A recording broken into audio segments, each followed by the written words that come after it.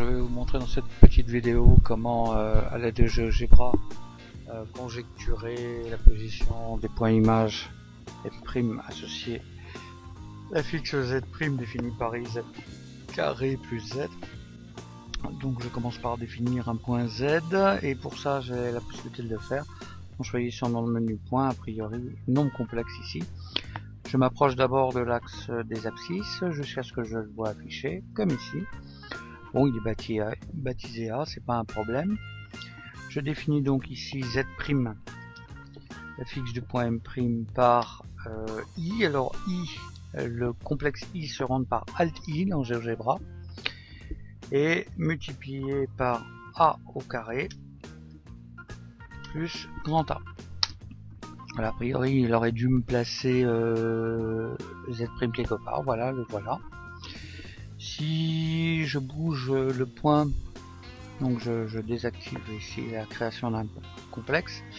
Si je bouge le point A, je vois à peu près où va le point Z, le point M', la fixe Z'. Il semblerait que ce soit sur une parabole.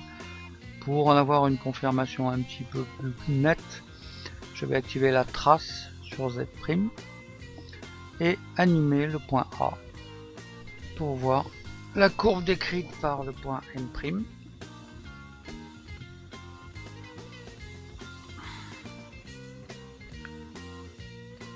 Voilà, donc il semble bien qu'il s'agisse d'une parabole.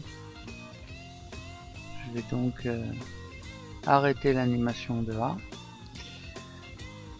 qui varie sur l'axe des abscisses. Je vais le faire varier maintenant sur l'axe des ordonnées. Je n'ai pas besoin pour cela de redéfinir un autre point. Je vais dans les propriétés du point A, ici, clic droit sur le point A, propriétés, et vous voyez il est défini comme étant un point de l'axe X. Je vais maintenant le définir comme étant un point de l'axe Y, Y en majuscule, un petit tab une fois cela fait, et il devrait se trouver sur l'axe OY.